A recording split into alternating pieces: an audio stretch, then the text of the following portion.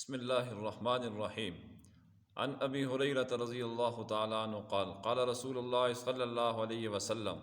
اذا قال الامام سمع اللہ لمن حمدہ فقولوا اللہم ربنا لک الحمد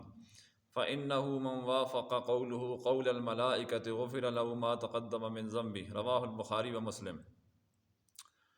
حضرت ابو ہریرہ رضی اللہ تعالیٰ عنہ فرماتے ہیں کہ جناب نبی کریم صلی اللہ علیہ وسلم نے ارشاد فرمایا کہ جب امام سمع اللہ لمن حمدہ کہے، یعنی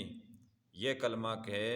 کہ اللہ نے سن لی اس شخص کی بات جس نے اس کی حمد اور ستائش کی، تو تم بھی ساتھ اللہم ربنا لک الحمد کہا کرو، اے اللہ ہمارے پروردگار تیرے ہی لیے حمد اور تعریف ہے۔ تو جس کا قول ملائکہ کے قول کے ساتھ مل گیا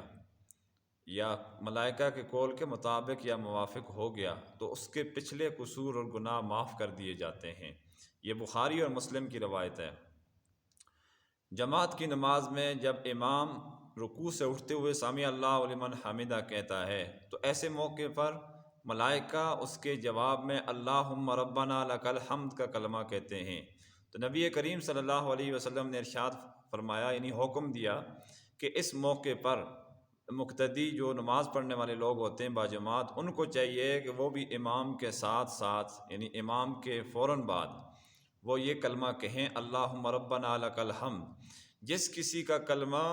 ملائکہ کے کلمہ کے ساتھ مل گیا اللہم ربنا لک الحمد والا، تو اس کے پچھلے قصور اور گناہ معاف کر دیے جاتے ہیں۔ یعنی کتنی بڑی بشارت ہے اور عظیم سعادت اور فضیلت کی بات ہے یہ جماعت سے نماز پڑھنے کی۔ اور مطابق اور موافق کا یہ مطلب ہے جو اس تشریح کے اندر آئے کہ بالکل ملائکہ کے ساتھ ہو، یعنی جلدی یا تاخیر اس میں نہ ہو، یا تو امام سے پہلے بندہ نہ کہے یا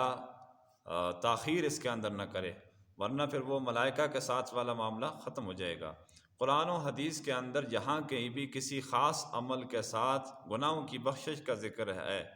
اس سے مراد عموماً صغیرہ گناہ ہوتے ہیں، اور قرآن و حدیث کے اندر غور کرنے سے معلوم ہوتا ہے کہ کبیرہ گناہ جتنے بھی ہیں، فہرست میں کسی وقت بتاؤں گا، تو وہ توبہ کے ساتھ وابستہ ہیں۔ ویسے تو اللہ چاہے تو اپنی کرم مہربانی فرما کر کسی کا بھی معاف کر دیتے ہیں، لیکن قانون یہ ہے کہ کبیرہ گناہ کے لیے توبہ ضروری ہے۔ اللہ تبارک و تعالی ہم سب کو ان حدیث مبارکہ کی سمجھ عطا فرمائے۔ وآخر دعوانا الحمد للہ رب العالمین۔